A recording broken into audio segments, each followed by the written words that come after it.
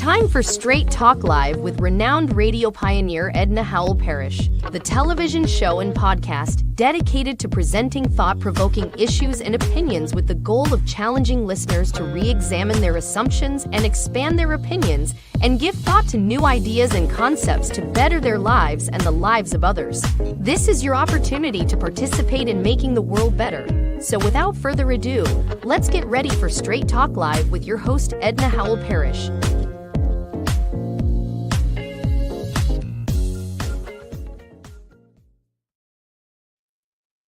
Welcome to the show. Hi everybody, I'm Edna Howell-Parrish. Edna Francis on the air. This is the season for Christmas to begin. Kwanzaa is coming up and then Hanukkah. So we'll all be out there celebrating, so be safe. Keep your loved ones in your heart and in your mind.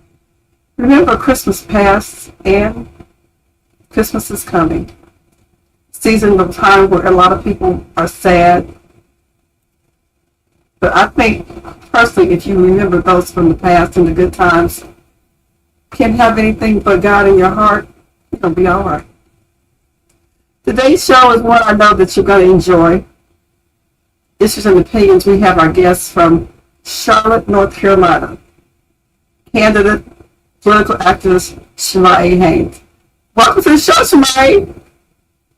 Thank you so much, Edna. I'm excited to be here, excited for the holidays coming up, and excited to be with my friend Edna Howell. Well, thank you so much. I had a candidate because this political activist is running for office. Tell us about that.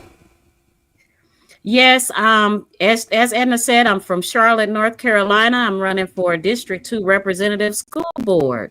So I'm excited about that. I'll be representing District 2. And we're going to talk about that and a lot more with you and what the Dems are doing in Charlotte, North Carolina. So, some of the things that happened during the flood stages, but we're going to get into the headlines of what's going on in the news. But Donald Trump says he's going to treat the Kamala Harris supporters as good as MAGA supporters. That's what he said on Meet the Press last week. We'll talk about that. There's little hope for Dems, they say, if they can't mend their fractures. A lot of things are going on with them. And 50 Cent said the NFL should kick Jay-Z out. Not so quick. There could be a thing going on. So 50 Cent may not be able to get his wishes so quickly for Christmas on that one. More Trump supporters are expressing regret. Lawmakers are telling Apple and Google to get ready for a TikTok ban. So if you're a fan of TikTok, should be going out the door soon. That's all discussed and more today on Issues and Opinions. You can catch the replay on Facebook and LinkedIn under Edna Howell-Parrish and on YouTube under TheRealEdnaHowell-Parrish.com. Catch the replay right here on our show. Well, let's start out with the shooting that happened recently. A suspected gunman made an apparent reference to United Healthcare in a manifesto. The suspected gunman appeared to make a reference to United Healthcare, writing that the United Healthcare CEO. But there was no mention specifically of why he did it in the manifesto. Lucy Mangione is being held at the State Correctional Institution in Huntington. Corrections Department says that Mangione is a suspect in the killing of United Healthcare CEO Brian Thompson. He's arrived at the State Correctional Institution in Huntington, Pennsylvania. Yeah, I know he apparently has a real bad back problem, Mangione does. But he never referenced why he killed the United Healthcare CEO. He doesn't even have insurance with United Healthcare, so I'm wondering, I think it's wrong anyway to shoot and kill people when you don't agree with what's going on with the corporation. That's wrong, but do you see what happened and why? Well, I had read something briefly about a manifesto that he had, and it talked about his mother having chronic pain and being denied over and over again. So I wonder if that had something to do with it. But you know, Edna, I was reading something or listening to something where the person pointed out that typically these vigilante kinds of killings don't really solve the problem. It doesn't even really, put a hole in the problem. And so, what we got to understand is gun violence in this country is a terrible problem. And it's an epidemic proportions. And though I could say a lot about healthcare, I struggle with affordable healthcare like so many other Americans. It just really says something about us as a country when people who have so much privilege, so many options open to them, and to change this one thing, you have to take somebody else's life. What does that say about us? What does it say about us as a country? And again, I'm going to separate what I think about healthcare with just saying that, we can't resort to that. If we do as a country, we're in just more and more trouble in terms of what violence is and what it means. Look, Jamie Foxx was back in the hospital again. This after an altercation that took place last night at a birthday dinner at a Beverly Hills restaurant. Now, he may have been injured in the process. Someone threw a glass and hit him in the mouth, the lip. He had to go to the hospital to get the lip stitched up. But they're not saying who did or why they even threw a glass at Jamie. He just got back into the scene and did his special comedy special on Netflix, and he addressed why he had that health scare that took place, back last year. Poor Jamie. I wonder if, there's been some buzz out there about people believing that he might possibly be mixed up in the P. Diddy crisis or the P. Diddy stuff. And I hope that people are not taking some form of vigilante justice before we truly understand the magnitude of what's happening, with that. I know a lot goes down in Hollywood, but I also believe in innocence until proven guilty, because let's face it, social media, all these other outlets, we don't even really know sometimes whether we're getting real or fake news, so to speak. So hopefully it wasn't that. Hopefully it was an accident. Somebody was trying to target someone else and they got old Jamie Foxx. But that's terrible to have something happen to you and you just not even know what happened or who did it. Yeah, Jamie said that his medical issue was from a stroke. He explained that on Netflix. His comedy special was called What Had Happened Was. And he told about what had happened, the stroke, he said. I heard the same rumor that you heard about the Diddy thing. I don't know. We shall see on that one. Now let's hope not. Let's hope not. But a lot of people are really, really scared around the issue with Diddy and the alleged trafficking and sexual assaults issue. Sad shame. I wonder, how, Black people often talk about, when the police gets behind them, even if everything is all good, insurance, tags, license, you still have that nervousness. I could kind of see some of that because anytime something hits the social media platforms and even news outlets will start to talk about things before they're actually a thing. And I think I would be a little nervous too, even if it wasn't me, so to speak, because, we just get, we get convicted by what we see and what other people see and hear. And I just hope, for everyone that it wasn't as widespread as people are speculating. You're right about that one. Well, are you a fan of TikTok? Do you have a TikTok show or program, or do you do videos on TikTok, your kids? So a funny story about TikTok and me and TikTok.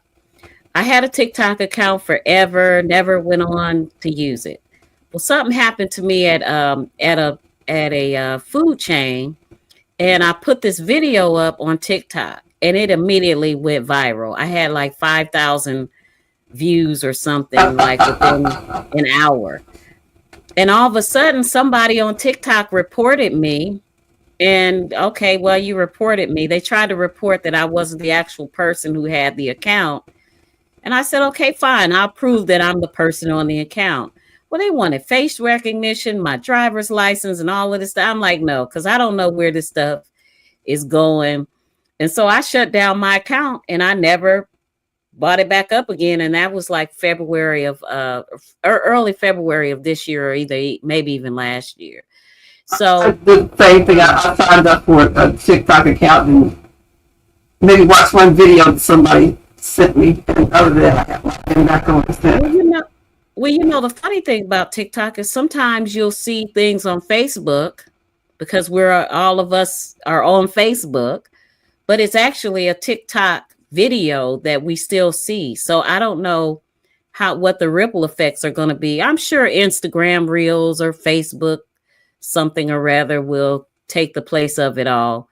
But I think it's going to impact more like my daughter, who's 14, who does TikTok videos on the regular with her friends, and they have TikTok stuff they do, Well, the top lawmakers on the House Select Committee on the Chinese Communist Party, who owns TikTok, told Apple and Google on Friday to get ready to remove TikTok from their app stores, as a potential ban could be coming up next month. Now, under a new law passed by Congress early this year, TikTok's China-based parent company is required to divest from the popular social media app or face a ban on U.S. networks and app stores. How about that? TikTok's future in the U.S. is increasingly uncertain after a federal appeals court upheld the law last week. That, according to a 3-judge panel, found that it did not violate the First Amendment, as TikTok has argued. So they want to ban it. We'll see what Trump does, because he will be president soon. What's going to happen with Kamala Harris? She's divided over whether she should head home to run for the California governorship in 2026. And it all comes down to whether they believe she could win the Democrat nomination for president in an unexpected competitive primary in 2028. Let me repeat that. It all comes down to whether they believe she could win the Democrat nomination for president in an unexpected competitive primary in 2028. She's going to maybe try to run again, but definitely they're saying that she may head to California. What do you think she ought to do? Well, there was one thing that I think really came out in this past election. And this is something that the Democratic Party, and we're going to touch on this later on in the show, but I'm going to give a little bit of a prelude to it. Right. The Democratic Party, the loudest voices in the Democratic Party are the highly progressive Democrats, the people who are very, very leftist in their thought processes and views. And I think one of the things that really sort of, I won't say hurt Kamala Harris, but created a little bit of confusion around the electorate was, how left is she really? Is she way to the left and he's way to the right? Or what does that look like? I want to be very sensitive here. These are not my views or opinions one way or the other.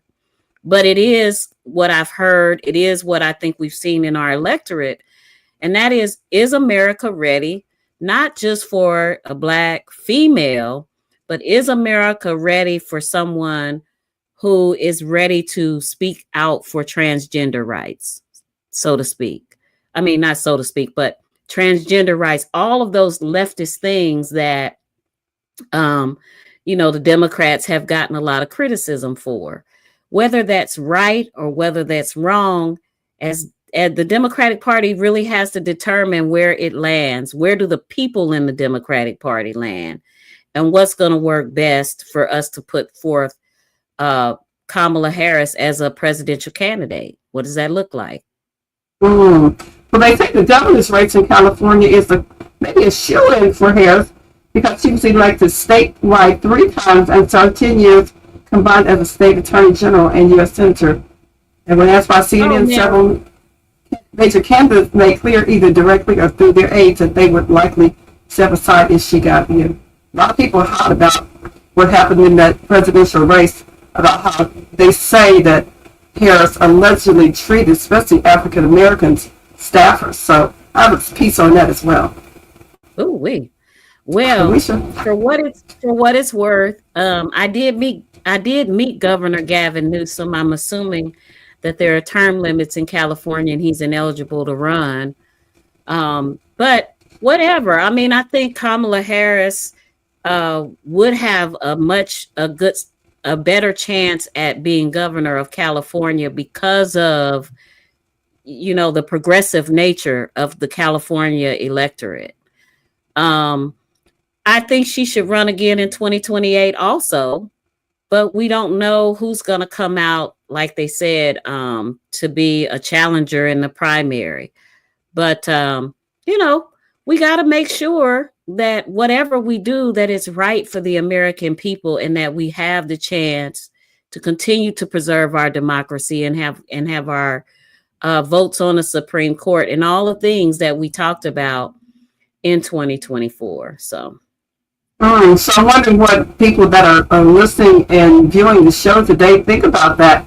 What should Kamala do? Should she run for president again in 2028, or should she go to California and run for governor there? I think she should run for governor. I think she should run for governor. She definitely has got a popularity there, so we shall see what happens with that. So if you have a comment, check in on our comment line. Yeah, whatever. Got to be fine. Also, Jay-Z and his legal team denied the allegations that he allegedly was involved in the R-word of a teenage girl back in the day. Allegedly, the girl has told attorneys that Jay-Z allegedly R-ed her first, and then it was later that Diddy held her down, and then Diddy took his turn, and that a popular female entertainer was there and watched the whole thing. I am just wondering if that did happen. We shall see. But the NFL said they're standing by Jay-Z amid the allegations. They aren't going anywhere. Why does the NFL continue to stand by Jay-Z despite serious allegations? Let's break it down. Recently, the NFL made headlines affirming their partnership with Jay-Z despite rape allegations against him. NFL Commissioner Roger Goodell acknowledged the claims but emphasized that the relationship with Roc Nation, Jay-Z's company, remains unchanged. These allegations stem from an amended lawsuit where a woman claims Jay-Z participated in an assault back in 2000. Jay-Z has denied these allegations, labeling them as an extortion attempt. Despite the controversy, the NFL praised Roc Nation's contributions to their social justice initiatives and the Super Bowl halftime show. Goodell highlighted the importance of these projects and expressed unwavering confidence in their collaboration with Jay-Z. What do you think? Should the NFL reconsider their stance? Drop your thoughts in the comments below. Well, should the NFL reconsider their stance? According to Jamil Hill, a former athlete and political columnist now, and a former columnist for sports, she told the story that she said that Jay-Z gave the NFL access to entertainers and people that they really didn't need to have. You look at that partnership with Jay-Z and the NFL. What do you think? I didn't love it. I was critical of it. Obviously, I have a lot of respect for Jay-Z. I know what he's done for culture. I feel like I always have to qualify because I know how dearly our culture holds him, as they should, and respect and reverence to him, and obviously Beyonce too. And I know what he was probably thinking. Mm-hmm. But you're dealing with a different group of people here in the sense of like, they needed the access to the culture. Mm-hmm. That Super Bowl halftime show was on life support. Mm-hmm. Nobody was with that show at all. And as soon as he aligned, he gave them access to something they didn't deserve.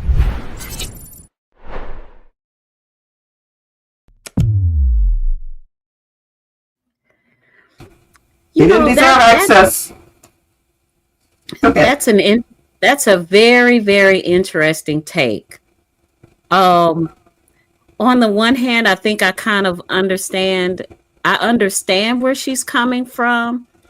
However, what we have to come to in America is that our culture is American culture.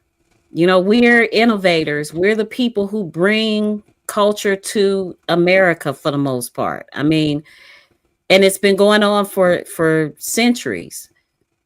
I guess what I would ask, because I do have questions I would have to ask further questions, but what I would ask her is, what about bringing people to the general audience? How does it benefit us as a community when we do take the main stage and when we are in the Super Bowl? Because I think what people forget is, do you remember a long time ago, it was a struggle to even see Black people on TV. You didn't see Black newscasters. You didn't see, and so now we have the opportunity to actually see our people on the big screen. So for me, it's not as much about them as it is about us, about what we as a people get from things versus trying to, do something to them. I don't know.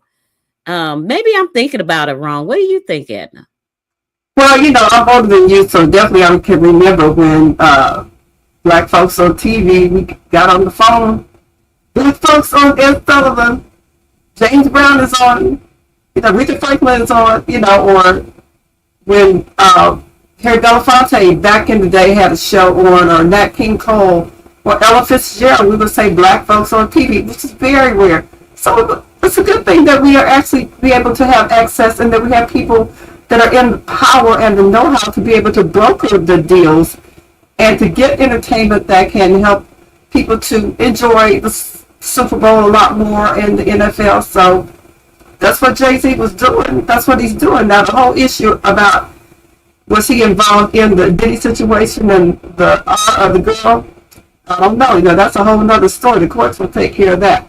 But they were surely walking down. He may be able, if he did it, he won't get away with it. 50 Cent say he did, so 50, you got to wait on that one. But 50, as they say. Well, 50, what we gotta start thinking about is, if someone can be, we've often been upset about how we convict people in the news and in social media. And, there have been rumors about Jay-Z before social media in our circles, the people who listen to Jay-Z and Reasonable Doubt and all of that. There always have been rumors about Jay-Z. I'm not saying whether I think he's guilty or not. What I will say is I think it's dangerous for people to start convicting folks before the evidence has actually come out. You're right about that. We know historically that the one place where people get messed up is eyewitness accounts. A lot of Black people have gotten really hurt over somebody saying, oh, this person did it to me, without DNA evidence, without other evidence that supports a claim. And I think, there are people who want Jay-Z to go down because, Jay-Z, people think Jay-Z is the shade master or whatever. I certainly hope that it's not true that he would victimize a very young person. Although, these people are celebrities and they're not angels. They're not God. So we can't look to it like that. But I do think he deserves the opportunity before that somebody cuts him completely to know what the evidence is against him. And they always have the opportunity to cut him off at that point.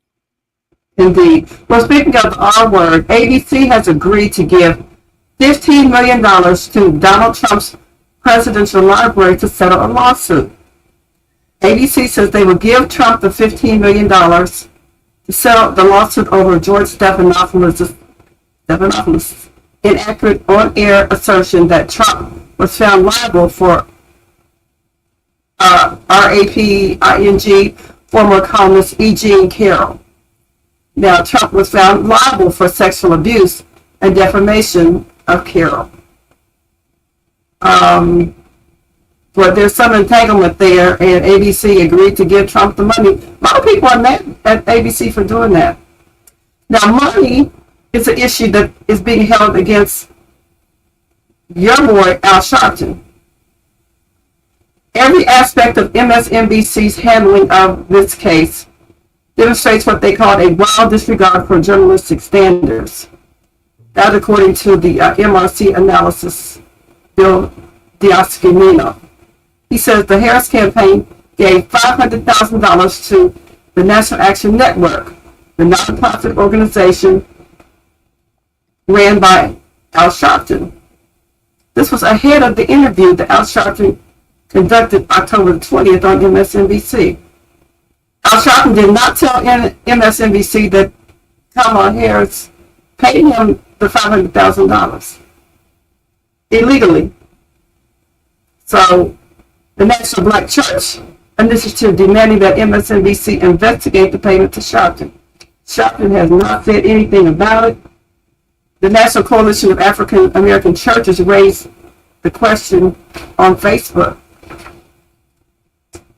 They said Reverend Al Sharpton does not have a degree in journalism and it undermines the career of black men and women who have more experience in journalism integrity than Al Sharpton. You know, I think the sad part about this is, okay, if Al Sharpton did something that was less, that didn't represent good integrity, that's one thing, that's an issue. But I think people are very quick to attack someone personally. Al Sharpton, I remember Al Sharpton was the overweight guy with the tracksuits and the golds on and all of this and that. And now he's on MSNBC, appearing to try to be a little more professional. But we've watched Al Sharpton grow over the years right before our very eyes. And I think that, for us, attack him about accepting the $500,000 without getting into whether he's a journalist or not. Clearly, he's able to get on MSNBC and play a journalist on TV. So I never want to be in a position to necessarily, defend Al Sharpton. But I just would hope that people would stick to the issue, the real issue that's the problem. And that is that, he took some money that he probably should have reported just based on his own integrity. There's something else to point out, though. Sometimes things happen. Like, did Kamala Harris's campaign actually talk to Brother Sharpton and say, we're going to give you this $500,000? Or did someone from Al Sharpton's camp and someone from Kamala Harris's camp make the payment? Did Al Sharpton actually know about it? Was it his people who did it? There are a lot of questions to ask about it. And I just, I try to give people a little bit of benefit of the doubt before I just convict them, But he probably, if he knew about it, he should have said something. Interestingly, the campaign funds artists down to the penny reported. And so it's listed and reported on social media. Newspapers have information access to it. I have it. We can go online and find it. So everything they gave, it wasn't a secret because it's right out there.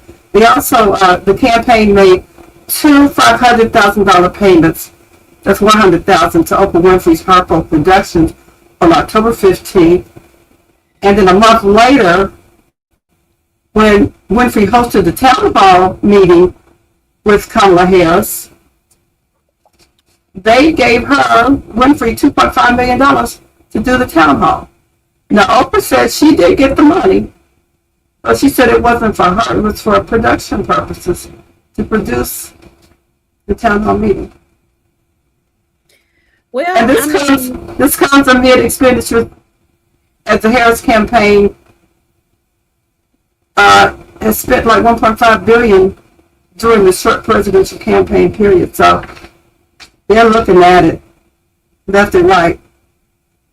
Who they paid, who they didn't pay, entertainers. Beyonce said she didn't get anything. Her mother said she didn't. Cardi B said she didn't get paid, but a lot of other entertainment people did get money. So that's just part of what they have out there. So, And and for Kamala Harris and her campaign, she did what her legal responsibility was, which was reported. On our end, if we take some money doing something, and even I work for a nonprofit organization, and I had to get permission from our board to go out and run for elected office, even though it's a nonpartisan office. So sometimes there are things that are not necessarily illegal, but they're the right things to do. And I think that's really more of the question with Brother Sharpton here. Should you do that? Might be legal, but should you do that? well, Donald Trump sent a message to Kamala Harris supporters during Meet the Press when he was on there last Sunday. That interview, he said he is going to treat Harris's people just as good as he has treated and will treat the MAGA people. Now, he also said that he wants to focus on unity and reveal his message to America who did not support him on Election Day. He said everything's going to be all right. He's going to take care of everybody, he said. Everybody. You campaigned on destroying the deep state. Do you want Kash Patel to launch investigations into people on that list? No, I mean, he's going to do what he thinks is right. Do you think that's right? Do you think that's right, sir? If they think that somebody was dishonest or crooked or a corrupt politician, I think he probably has an obligation to do it. But are you going to direct him to do it? No, not at all. Are you going to go after Joe Biden? I'm really looking to make our country successful. I'm not looking to go back into the past. I'm looking to make our country successful.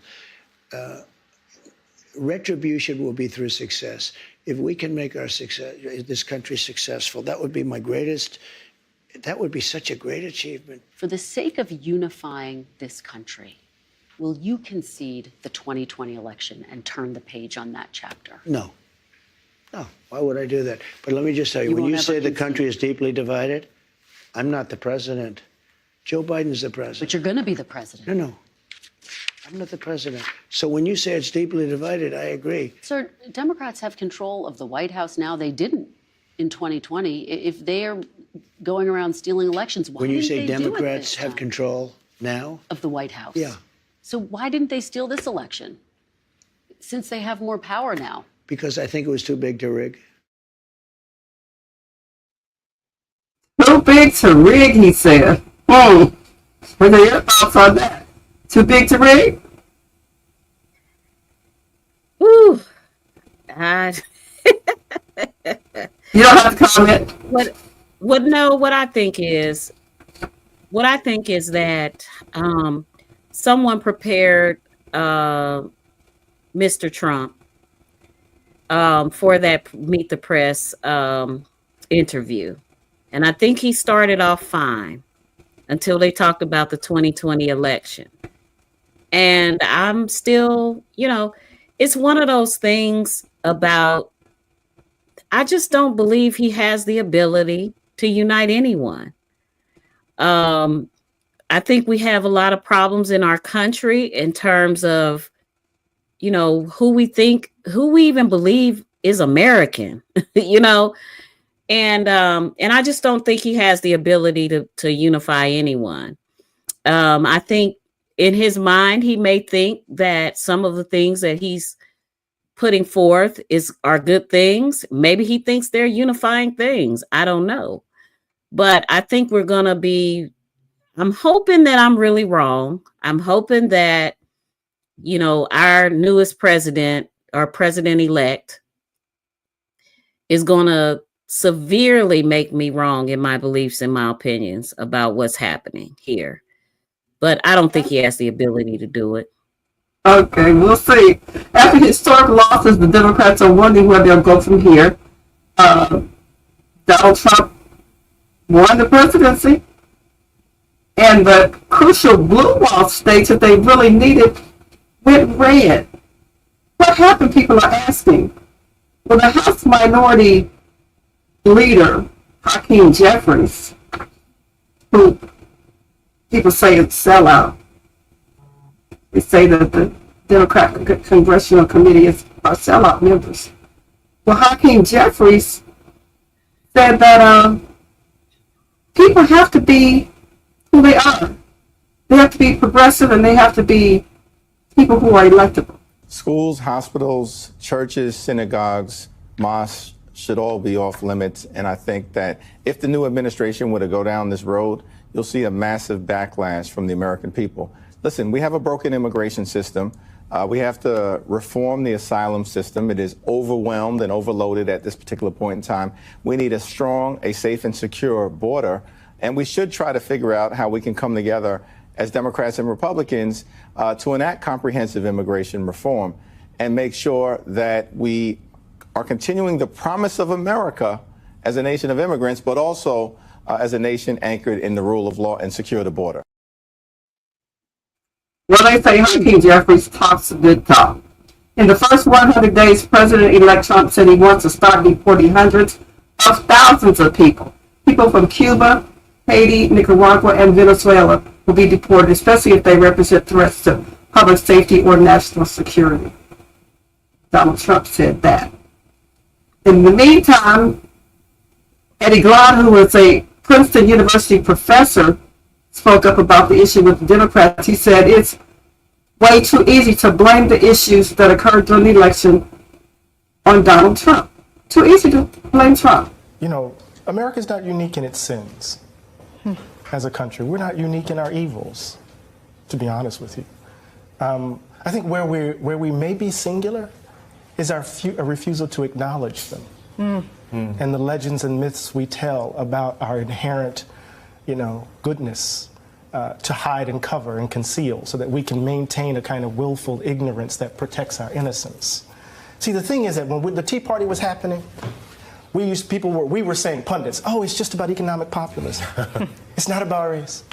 When people knew, social scientists were already writing that what was driving the Tea Party were anxieties about demographic shifts, that the country was changing, that they were seeing these racially ambiguous babies on Cheerios commercials, that the country wasn't quite feeling like it was a white nation anymore. And people were screaming from the top of their lungs, this is not just simply economic populism. This is the ugly underbelly of the country. See, the thing is this, and I'll say this and I'll take the hit on it. There are communities that have had to bear the brunt of America white Americans confronting the danger of their innocence. And it happens every generation. So somehow we have to kind of, oh my God, is this who we are? And just again, here's another generation of babies. Think about it, that 2-year-old had his bones broken by two parents trying to shield him from being killed. A woman who has been married to this man for as long as I've been on the planet almost, lost her husband. For what? And so what we know is that the country has been playing politics for a long time on this hatred. We know this. So it's easy for us to place it all on Donald Trump's shoulders. It's easy for us to place Pittsburgh on his shoulders. It's easy for me to place Charlottesville on his shoulders. It's easy for us to place El Paso on his shoulders. This is us. And if we're going to get past this, we can't blame it on him. He's a manifestation of the ugliness that's in us. I've had the privilege of growing up in a tradition that didn't believe in the myths and the legends because we had to bear the brunt of them.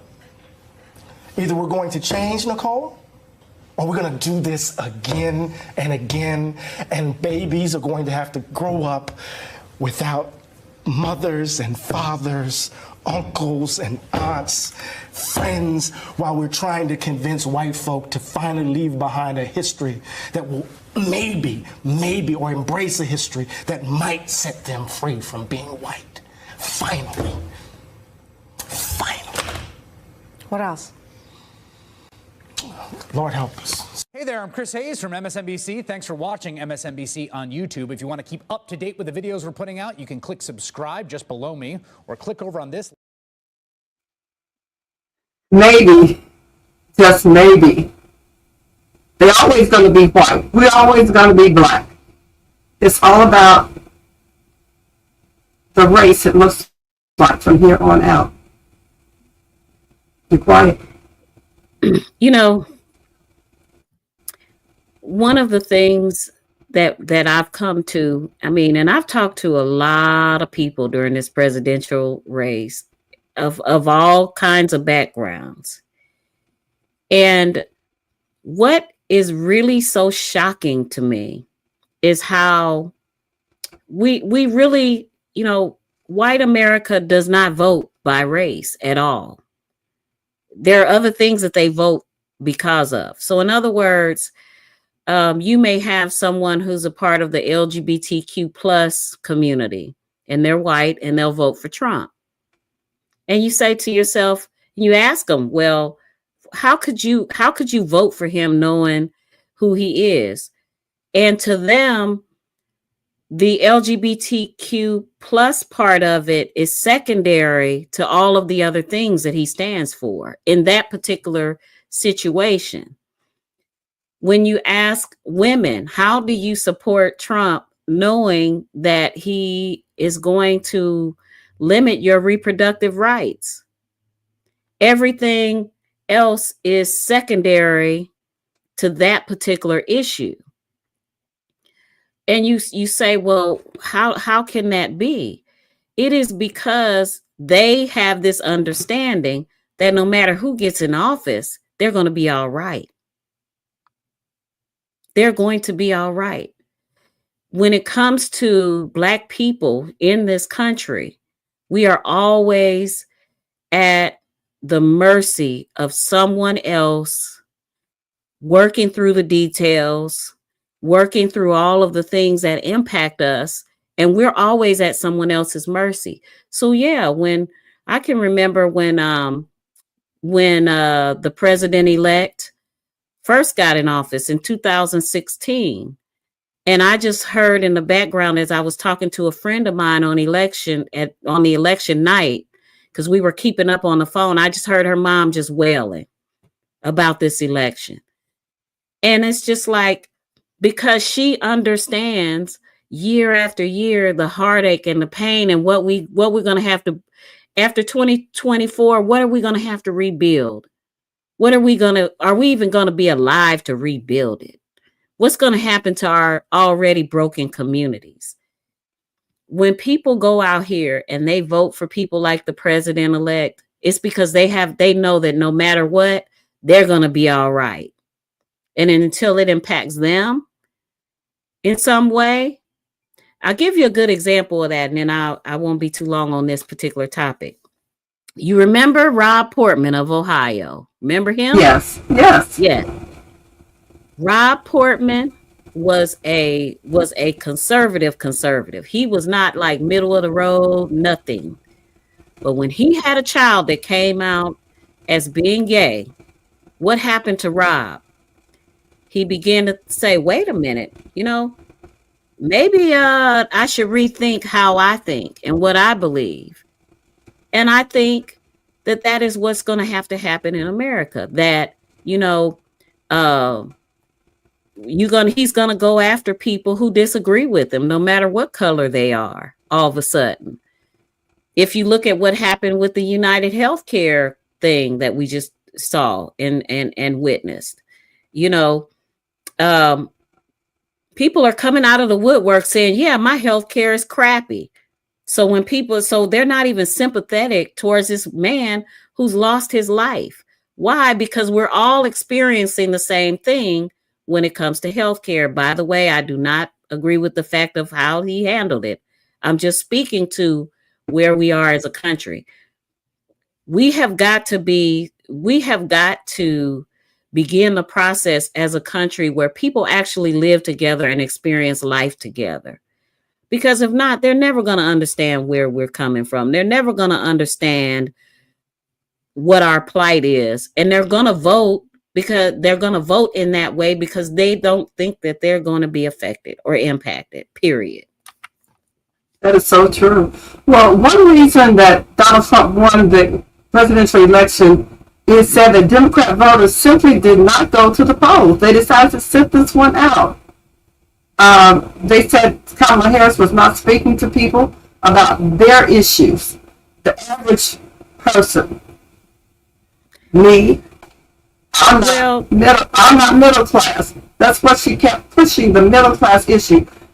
They said she was speaking to people that were college graduates and people that were doing well and not people that were not doing well. A lot of people upset still over that.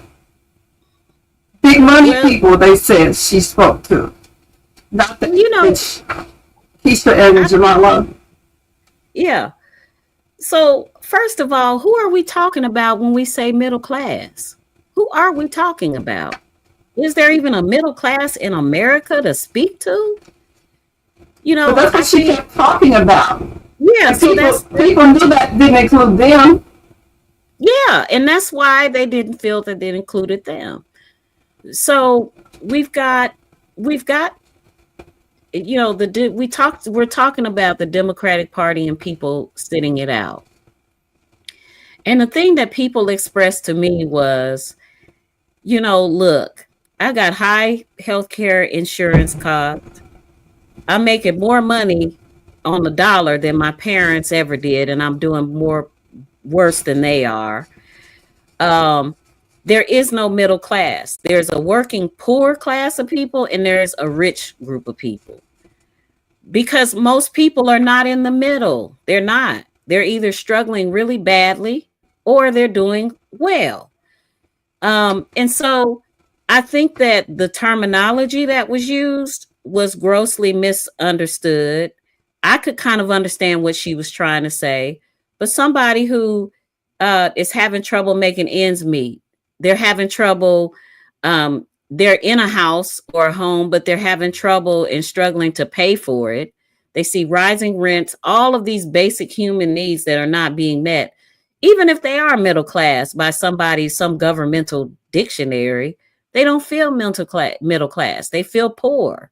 They feel like they don't have anything. And so, I think, this is what I know. What I know is that the Democratic Party has become very out of touch. They alienated Black voices, Black votes, because where did we ever say Black people? We didn't even use the word Black. We used the word Black and brown or all these other things, And I think a big part of the voter base got alienated because we weren't specific enough. We were too broad. We were trying to reach so many other people that we didn't consider who we were going to tick off. The other piece of that is that the Democratic Party is trying to do something that's very difficult, and that is be this big tent party and represent everyone, but no one feels represented. And so, and that's not a right or wrong on their part.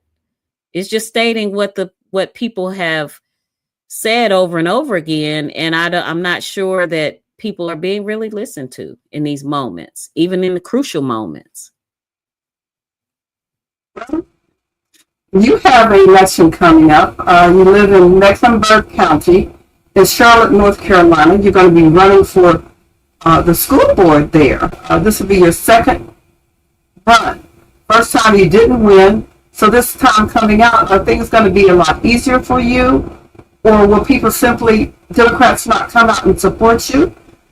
The headlines you sent me, it says there's little hope for Mecklenburg County Democrats if they can't win factors over Black voter turnout. So is that still going to be a carryover into your campaign? Well, let's talk about the last election and then we'll get into this one upcoming. The last election was an at-large race. There are 192 precincts. People are moving into Charlotte at an average rate of about 115 people per day. So our population here is expanding, and we have a voter base that does not know who the candidates are in the first place, right? So as a candidate, you're trying to get your name out there as best you can. In the at-large race this last time, I won every major endorsement there was to win. That's crucial in an at-large race.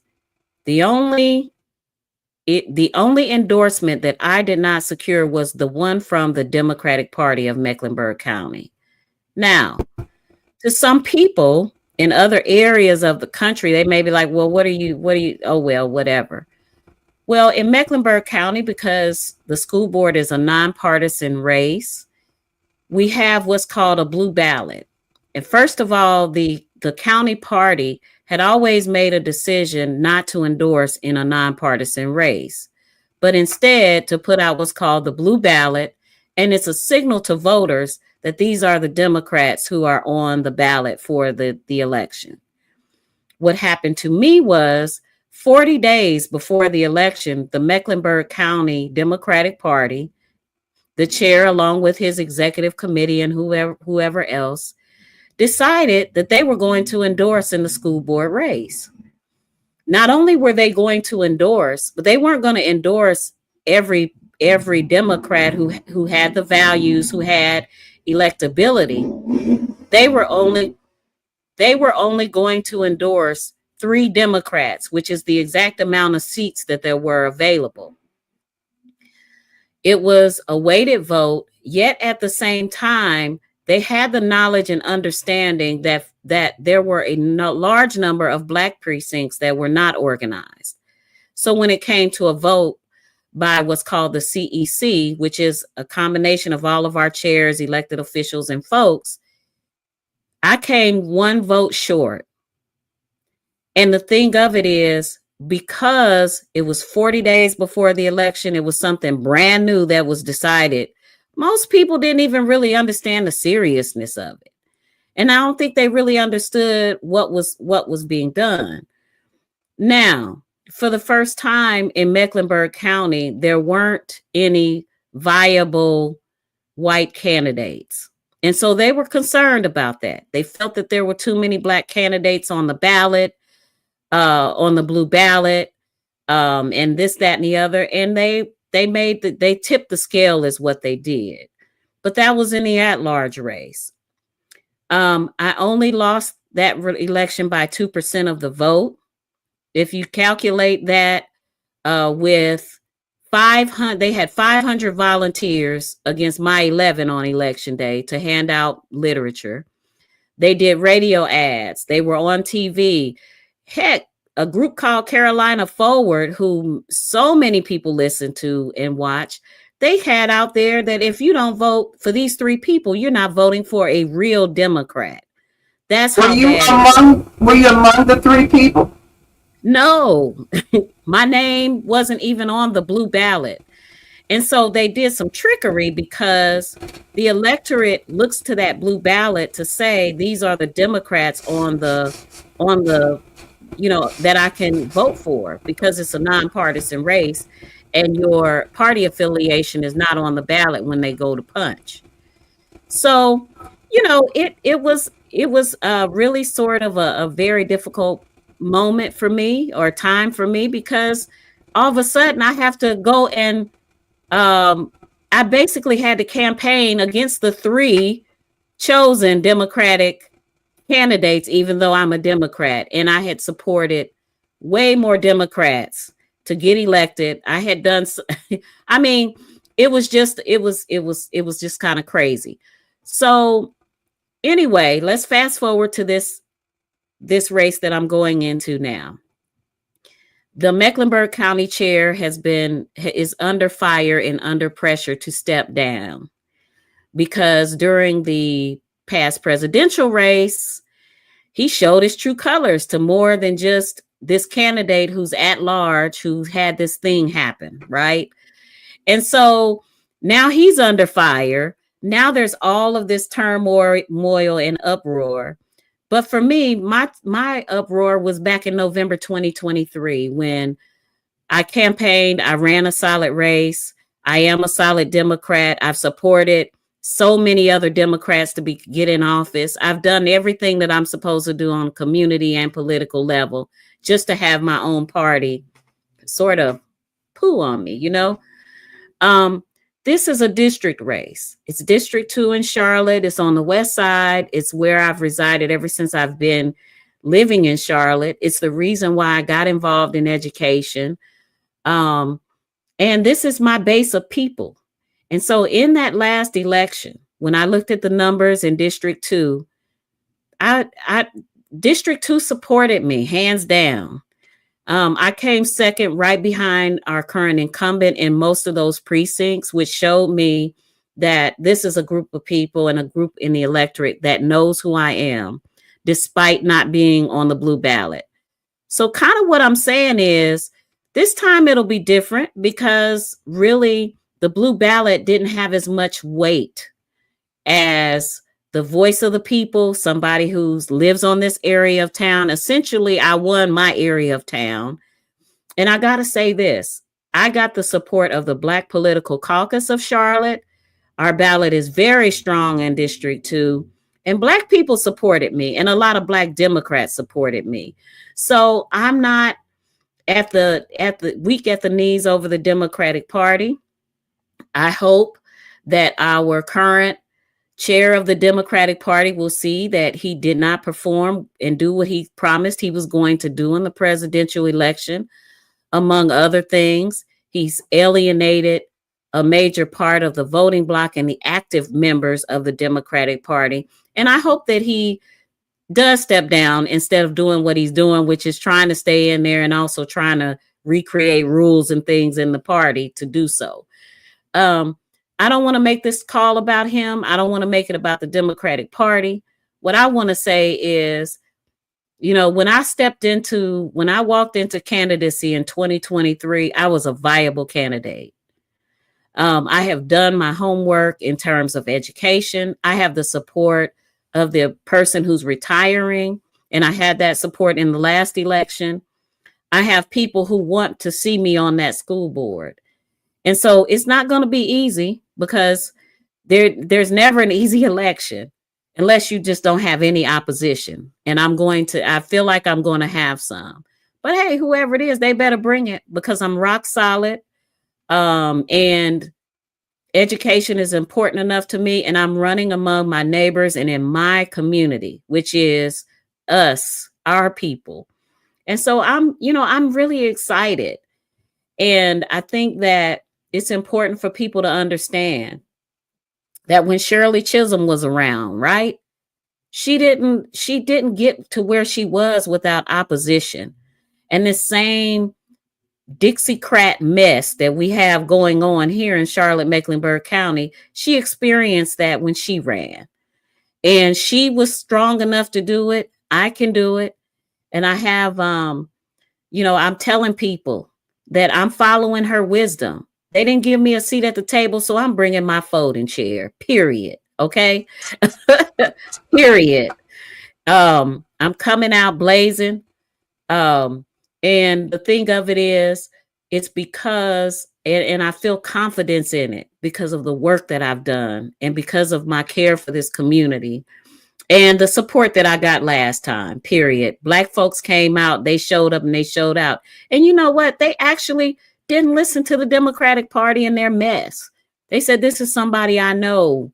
This is my neighbor. She came to my door and knocked, So I'm happy with that. And I'm sorry if I took too long, and I was on the road. No, you are fine. You are fine. That's what this show is for, to give people a voice that don't have voices. And although people viewing the show today may not be able to see or vote for you, there are people that will later on see and hear your voice in Charlotte over the show as well.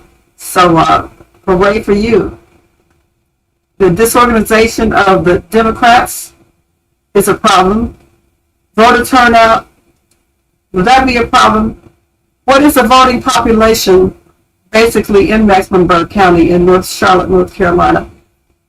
Is it more black, more white, more Dems, more Republicans? Well, in Mecklenburg County, Black people make up about 40% of the voting population. I cannot remember the Hispanic population necessarily. I think it might be right at between 13 and 15%. Black people in Mecklenburg County pretty much show up. It was our voter turnout for the presidential race was down, and it has been down for several years, we're still a minority. And what helps us a little bit is the fact that we have district races, so we get a fair amount of Black folks who are able to be elected because of that. But if we were in a fully at-large situation, it would be much more difficult. As you can imagine, running in an election at large with an ethnic 3-syllable name and coming that close in a county where you're still a minority, it says a lot. The point that I really wanted to make here is that we do have districts that helps us in our representation. Black people show up when the Black Political Caucus ballot is strong, when our other organizations and groups come together and really support Black representation. The Democratic Party is the failing of the Democratic Party with Black people in Mecklenburg County is not new. This is not new stuff. It's just elevated because the stakes were so high. And I'm not convinced that if Kamala Harris had won Mecklenburg County the way that it was promised to us, I'm not convinced that people would be stepping down, asking our chair to step down. I think they'd be completely okay with ignoring all of the violations around race and common sense that he hasn't been able to exercise. Right now, the stakes are high. So we're in this reactive mode now. But either way, we're a minority here, but we are a strong voting bloc when it comes to the Democratic Party, and we need to be respected. So why is being on the school board so important to you? And what is the population of students that are attending public schools? Are charter schools more important in your district? So I don't know if we have enough time on the show to go through it all, but I'm going to try to keep it as simple as I possibly can.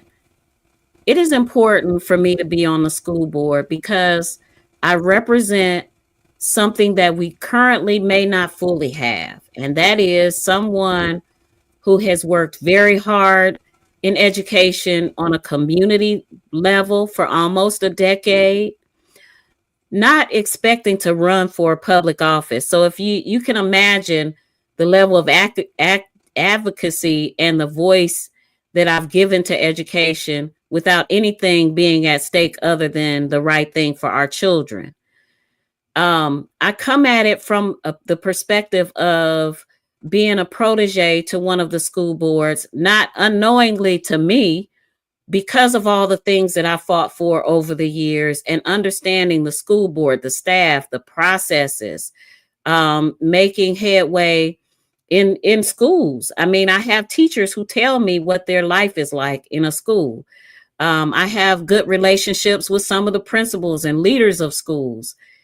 Sometimes those relationships are not all that great, but I'm always open to understanding and to building when it comes to the right things for our families, for our children.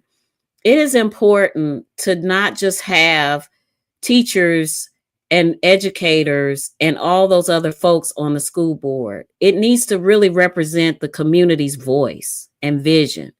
And right now, the whole is that we don't have somebody who's willing to just speak up for the community, for District 2 to say, okay, that'll work in South Charlotte, but will it work in West Charlotte? Will it work for all children in Southwest, East, North Charlotte? And having the enough education and political insight to know exactly what the processes are to get things pushed through. Here in Charlotte, we talk a lot about policy and education policy. But if you don't know what the Board of Education's processes are, it takes you a year and a half to get to know who the people are. I've had the experience of knowing who those folks are. I will say this too. This might be a little controversial, but I'll put it out there. Because I've aligned myself with the community, people in poverty, Black folks, people show up for me very differently than they do other people. You know, they will tell me, kiss my behind. We're not doing that. Why should we do this for you? Why is this important to you and your folks? I mean, they may not say that, but this is how they act. So I see that for what it is, and I understand exactly what's going on over there. And that's really what I want to stand up and fight against, and in some ways get a solid understanding about what it's going to take to build schools in District 2. We are at one point, District 2, prior to the pandemic, District 2 schools were the schools that needed the most improvement and were the schools that all of Charlotte was watching. If we can improve these schools, all of CMS will improve. And that is still true. The pandemic and some other environmental things here have kind of lifted the focus off of that, but I've always been focused on it. And I've still moved through what is needed. We have a new superintendent. She's a Black woman. She's very strong. She has turned some things around. And she's going to need a school board that supports those things, and also a school board that's willing to hold her accountable to our children. And so, you know, we've got a lot of potential and opportunity in CMS, and I really want to highlight the voices of District 2 folks.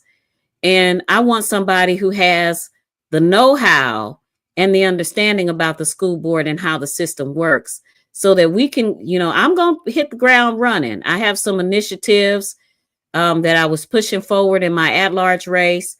I've had a chance to sit back and think about other things that are specific to District 2 that I know would benefit our people and children. You know, Edna, the one thing that is ever so important in Mecklenburg County is that, you know, Black people are still a minority, but that we continue to be strong in our coalition building. When our NAACP and Local Poor People's Campaign and Black Political Caucus and those groups that have a history of bringing us all together begin to really operate from a true Black framework and begin to focus on things politically, like the fact that we don't have Black precincts organized. Every one of those groups that I named should be part of that focus, because it impacts us, and it, not just as a candidate, but when somebody from Mecklenburg County decides they're going to put forth an endorsement, then I need the proper footing, or any other Black candidate says, hey, come on, because we're going to get all our people endorsed, and you're going to have to print up those ballots with all Black folks on them, because we stood up where we needed to. That's the part. Indeed, I really feel the fire in your belly, and more important now than ever, a strong candidate like you needs to be on the school board with President Trump allegedly, you know, dismantling the Department of Education out of Washington, D.C. The goal, I think, is to have state school boards do more when it comes to funding and handling the education of students. So you are really needed. So I wish you well. I know things are going to work out for you. We'll be keeping up with you from time to time. When is the election? Is it this fall? The election is yes, it is in November 2025. So less than a year from now. I mean, I know people think November is a long ways away, but I'm counting it down going, woo, that's a short period of time. Well, thank you. So well said. I really appreciate you sharing your heart with us on that, and keep us posted. We'll let you know. Our final story for today. Thank you for having me. Oh, you're welcome. Our final story for today as we wrap up.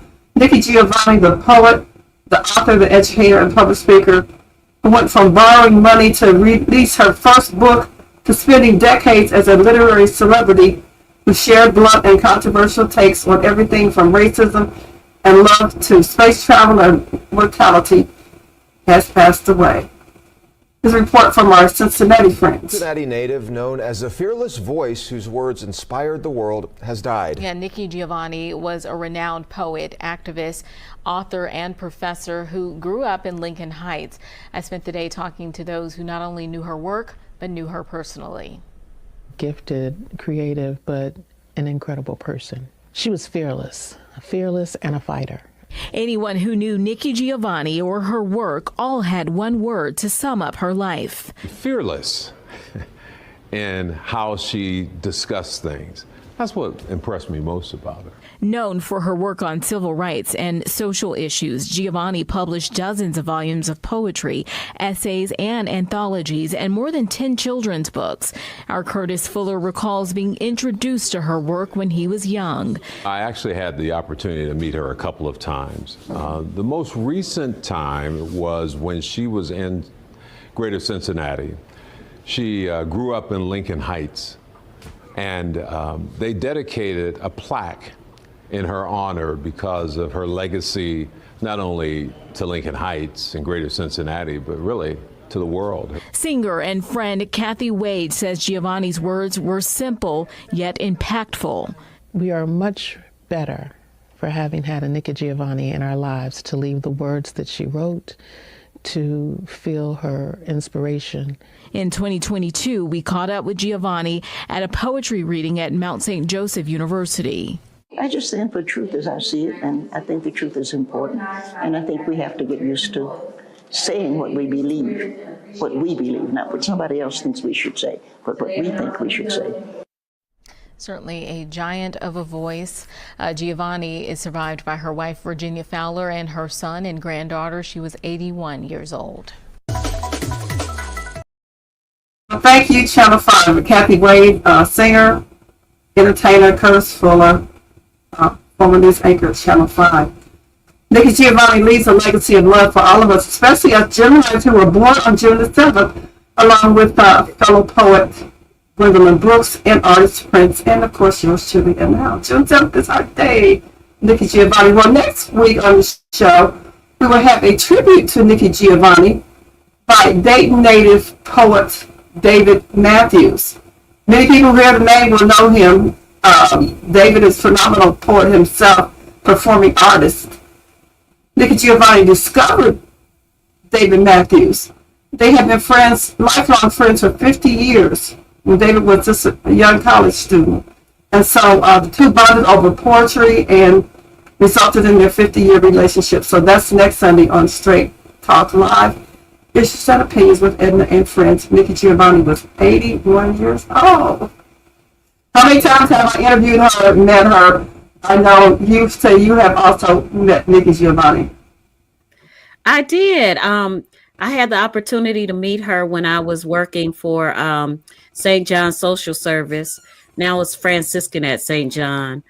And I worked there with an Episcopalian nun named Sister Althea. I cannot remember for the life of me her last name. Downtown and over the line? Yes. I've been there. I remember her, yes. She was one of Nikki Giovanni's teachers, or they had some really long relationship. And Nikki Giovanni came down there for Sister Althea, and I got to spend about an hour with Nikki Giovanni. Now, keep in mind, I've been hearing about who she is, but it's no big deal to me at the time. And I don't know if she was even a big deal at the time. But I just thought to myself, this is one of the most crudest women I've ever met in my life. She was very, very honest.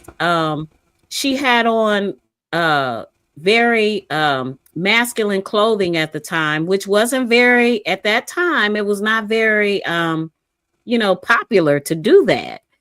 But she really spoke her truth. We had a wonderful conversation. She was just very rough around the edges. But I knew for a fact that she had a heart for Black folks. She knew who she was. She stood in that truth, and it just really didn't matter who the heck you were, including Sister Althea. Be sure to listen next week on the show. David Matthews will be on. Just ironically, David received the key to the city from Cincinnati. Like I said, he's a performing artist, and has really contributed so much as an author, a poet, a writer, to the world himself. And Nikki Giovanni, he was with her not too long ago. So we have pictures and things that we'll share with everybody. So be sure to join us for that next week. Well, I'm going to tune in because I need to know about this. I'm sure I'm going to go look him up. I'm sure I have to know who he is. I'll send you information on David. Yes. Indeed. Indeed. Thank you so much. And thank you for joining us today. Be sure to watch the show on the replay on Facebook, right on here on YouTube as well. And also we'll have it also on LinkedIn for all of you listening. Thank you so much for joining us on Straight Talk Live. Thank you. Issues and Opinions. Thanks for tuning in to Straight Talk Live with renowned radio pioneer Edna Howell-Parrish, the program dedicated to presenting thought-provoking issues and opinions with the goal of challenging listeners to re-examine their assumptions and expand their opinions and give thought to new ideas and concepts to better their lives and the lives of others. Join us next week for another opportunity to participate in making the world better. So until next week, live your best life from your friends at Straight Talk Live and host Edna Howell-Parrish.